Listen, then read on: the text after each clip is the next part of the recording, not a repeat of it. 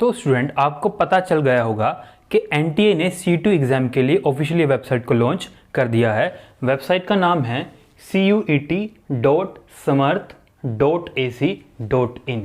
तो इस वीडियो में हम बात करेंगे कि कंप्यूटर साइंस कोर्सेज़ के लिए किस किस यूनिवर्सिटी ने CUET के अंदर अपने कोर्स को रखा है। तो यहाँ पर आपके सामने बोर्ड पर 6 यूनिवर्सिटीज़ के नाम लिखे हैं, ठीक है। तो हम देखेंगे कि जैसे कोई नॉन मेडिकल का स्टूडेंट है वो कौन कौन से डोमेन सब्जेक्ट को ऑप्ट कर सकता है किस किस यूनिवर्सिटी के लिए।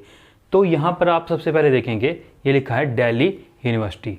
दिल्ली यूनिवर्सिटी ने अपने BSc ऑनर्स कंप्यूटर साइंस के लिए जो मैथ्स को कंपलसरी रखा है, ठीक है। मीन्स जो आपको डोमेन सब्जेक्ट सेलेक्ट करने हैं ना, अगर आप दिल्ली यूनिवर्सिटी में जाना चाहते हैं तो आपको मैथ्स कंपलसरी देना होगा प्लस एनी अदर सब्जेक्ट, ठीक है। इसमें एनी अदर में क्या है, मैथ्स तो आपको कंपलसरी है, उसके बाद आप फिजिक्स, कंप्यूटर साइंस और केमिस्ट्री को ऑप्ट कर सकते हो। अब यही क्यों है वो आपको बताऊंगा अभी, ठीक है। तो यहाँ पर क्वेरी आई थी, अगर किसी के पास कॉमर्स है, ठीक है, कॉमर्स के अंदर अगर आपके पास मैथमेटिक्स था तो आप भी इस कंप्यूटर साइंस के लिए एलिजिबल हो, क्योंकि अगर आपके पास मैथमेटिक्स है, नॉन मेडिकल में तो मैथ्स है, लेकिन कॉमर्स में अगर आपके पास मैथ्स है तो आप यहाँ पर मैथ्स सेलेक्ट कर सकते हैं, ठीक है। प्लस फिजिक्स, केमिस्ट्री, मैथ तो आप चूज़ नहीं करेंगे, इसमें लिखा था एनी अदर, मीन्स आपके जो अदर कॉमर्स के सब्जेक्ट हैं आप वहाँ पर इनको ऑप्ट कर सकते हो CUET एंट्रेंस के लिए, पर यहाँ पर मैथमेटिक्स आपके लिए कंपलसरी होगा। इस स्ट्रीम में अगर कोई मेडिकल का स्टूडेंट है वो कंप्यूटर साइंस के लिए अप्लाई नहीं कर सकता, उसको हम आगे देखेंगे। उसके बाद आता है BHU।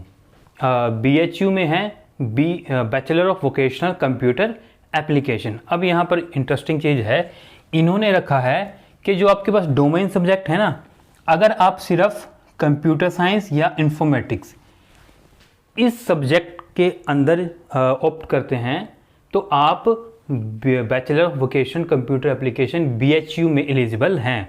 उसके अलावा आप फिजिक्स, केमिस्ट्री, मैथ को भी चूज़ कर सकते हो, या फिर अकेले कंप्यूटर साइंस को चूज़ करने पे भी आप BHU में bachelor of vocational computer application के लिए एलिजिबल हो। उसके अलावा फिजिक्स, केमिस्ट्री, मैथ भी आप चूज़ कर सकते हो।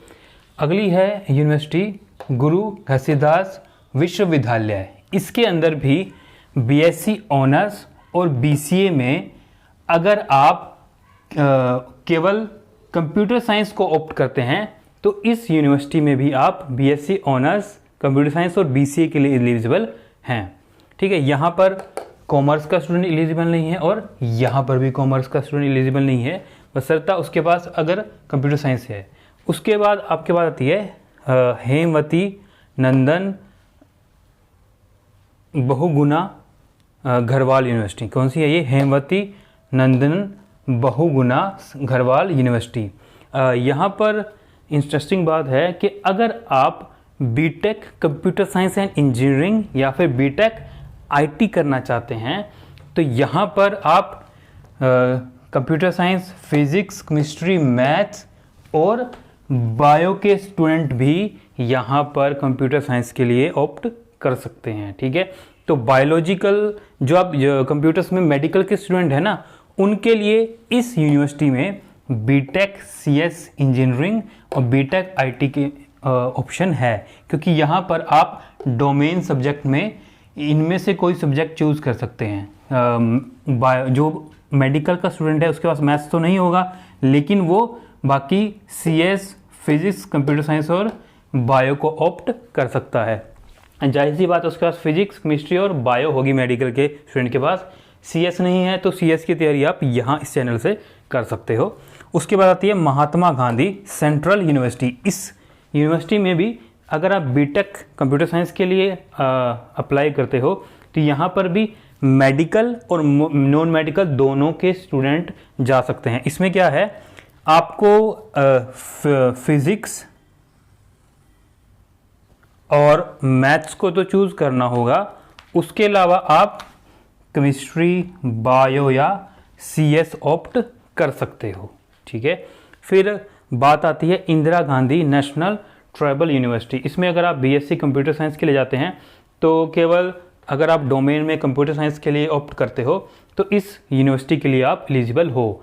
तो यहाँ पर आप देख सकते हो, तो अगर आप बीकॉम के स्टूडेंट है तो दिल्ली यूनिवर्सिटी में आप अप्लाई कर सकते हो बीएससी ऑनर्स के लिए, और अगर आप बायो के या मेडिकल के स्टूडेंट है तो आप इस यूनिवर्सिटी में भी अप्लाई कर सकते हैं। उसके अलावा अब मैंने आपको बताया कि अगर आप सीएस का सब्जेक्ट ऑप्ट करते हैं डोमेन में, तो अगर आप नॉन मेडिकल के स्टूडेंट हैं ना तो आप इसके अलावा फिज़िक्स, केमिस्ट्री और मतलब आप मैथ्स को तो चूज़ करोगे ही करोगे। क्यों? क्योंकि अगर आप कंप्यूटर साइंस में जाना चाहते हैं तो हर एक यूनिवर्सिटी के लिए आपको मैथमेटिक्स तो देना ज़रूरी है। उसके बाद जैसे आप देख सकते हो इस यूनिवर्सिटी में सीएस और इस यूनिवर्सिटी में सीएस आप ऑप्ट करोगे, और उसके अलावा फिज़िक्स केमिस्ट्री मीन्स आप 4 डोमेन सब्जेक्ट को सिलेक्ट करें, सीएस, फिज़िक्स, केमिस्ट्री और मैथमेटिक्स। वो क्यों? जैसे हमने यहाँ देखा था सीएस और मैथ्स तो ज़रूरी है, बाकी अभी और यूनिवर्सिटी के बारे में बात करेंगे, वहाँ पर फिज़िक्स, केमिस्ट्री और मैथमेटिक्स ही एलिजिबल हैं यूनिवर्सिटी में अप्लाई करने के लिए। उसको हम देखते हैं। मैं सिर्फ यूनिवर्सिटीज़ के नाम यहाँ पर लिख दूँगा, ठीक है, और उनकी एलिजिबिलिटी क्या है कॉमन वो मैं आपको बता दूँगा यहाँ पर।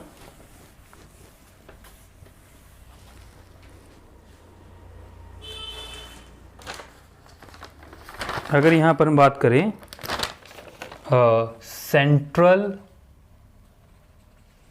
यूनिवर्सिटी ऑफ हरियाणा, उसके बाद है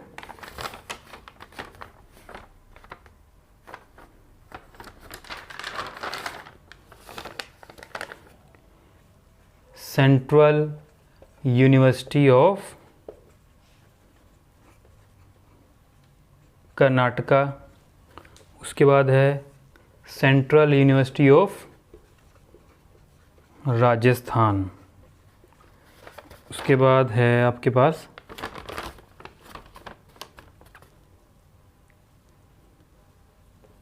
नंबर 4 डॉक्टर हरि सिंह गौर विश्वविद्यालय।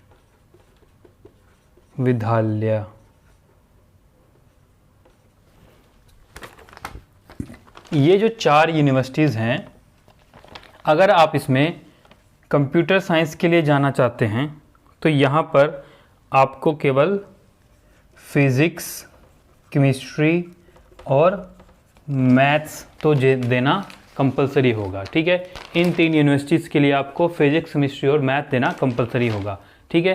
तो मैं इसीलिए कह रहा था कि अगर आप कंप्यूटर साइंस के लिए जाना चाहते हैं तो एक सब्जेक्ट तो आप कंप्यूटर साइंस को सिलेक्ट करेंगे और बाकी इन 3 सब्जेक्ट को आप सिलेक्ट कर लेंगे, क्योंकि अगर आप सीएस, फिज़िक्स, केमिस्ट्री और मैथ्स को चूज़ करते हैं तो आपकी बाकी सारी यूनिवर्सिटीज़ भी कवर हो जाएंगी। तो ये 4 यूनिवर्सिटीज़ के नाम हैं, इनकी एलिजिबिलिटी है ये। उसके बाद अगली यूनिवर्सिटीज़ की हम बात करते हैं।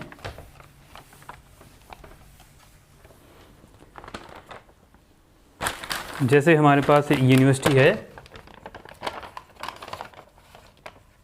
बाबा साहेब भीमराव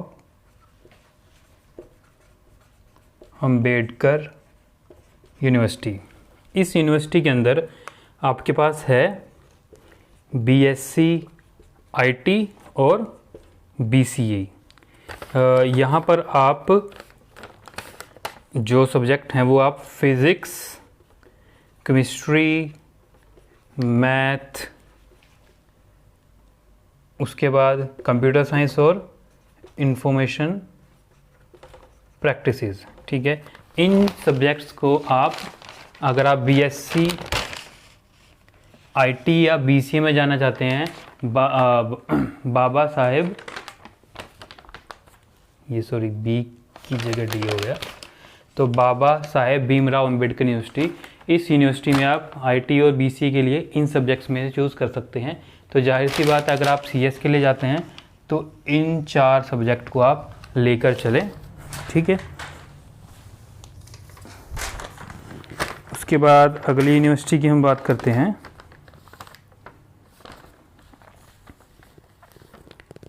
यहाँ पर central university of Jharkhand.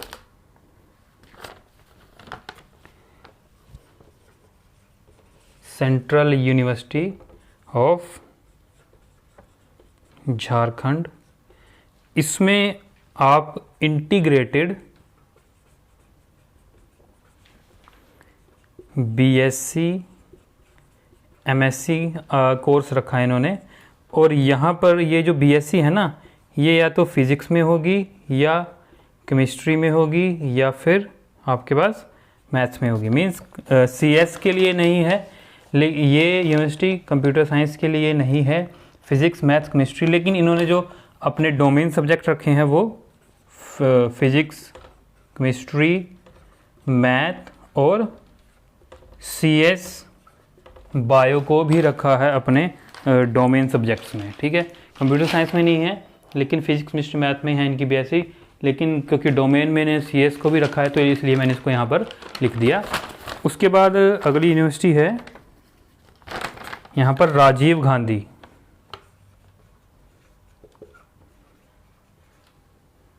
Rajiv Gandhi university, इसके अंदर है बीसीए का कोर्स। इन्होंने अपने डोमेन सब्जेक्ट की कंडीशन वही रखी है, फिज़िक्स मैथ कंप्यूटर साइंस और केमिस्ट्री। ठीक है, उसके बाद है पौंडीचेरी यूनिवर्सिटी। यहाँ पर कोर्स है इंटीग्रेटेड बीएससी एमएससी। उसके लिए इन्होंने रखा है कोर्स फिज़िक्स केमिस्ट्री और मैथमेटिक्स। ठीक है, क्या रखा है? फिज़िक्स केमिस्ट्री और मैथमेटिक्स। तो यहाँ पर भी आप देख सकते हो कि फिज़िक्स केमिस्ट्री और मैथमेटिक्स को आप तो चूज़ करना ही होगा, और साथ में अगर सीएस को चूज़ कर लेते हैं तो आपको यहाँ पर ग्रेजुएशन में जाने से पहले ही बेसिक नॉलेज मिल जाएगी। तो ये 4 यूनिवर्सिटीज़ हैं। उसके अलावा कुछ यूनिवर्सिटीज़ और हैं, उनकी भी बात कर लेते हैं यहाँ।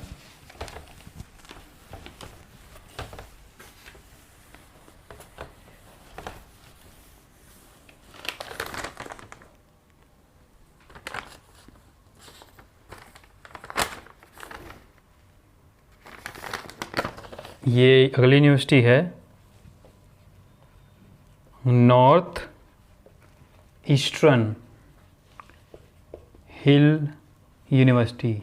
इन्होंने कोर्स रखा है BSc honours CS. BSc honours computer science के लिए इन्होंने जो डोमेन की एलिजिबिलिटी रखी है वो इलेक्ट्रॉनिक फिज़िक्स मैथ। मीन्स अगर आप इलेक्ट्रॉनिक फ़िज़िक्स या मैथ, क्योंकि इलेक्ट्रॉनिक सब्जेक्ट तो शायद आपके पास +2 में नहीं होता, लेकिन फ़िज़िक्स का एक पोर्शन है लास्ट में आपके पास सेमीकंडक्टर एंड डिवाइसेस, तो वो आपका इलेक्ट्रॉनिक्स का पार्ट है। ठीक है, तो ये इलेक्ट्रॉनिक का वो पोर्शन है फिज़िक्स और मैथ्स। तो यहाँ पर आप इसको चूज़ कर सकते हो बीएससी ऑनर्स कंप्यूटर साइंस में। उसके अलावा इनका एक और कोर्स है बीसीए। बीसीए के लिए उन्होंने ना जर्नल टेस्ट को रखा है। मीन्स एप्टीट्यूड टेस्ट जो आपका होगा उस जर्नल टेस्ट के बेस पे आप बीसीए में एडमिशन ले सकते हैं नॉर्थ ईस्टर्न हिल यूनिवर्सिटी में। उसके बाद आपके पास एक यूनिवर्सिटी बची है लास्ट में, नागालैंड यूनिवर्सिटी।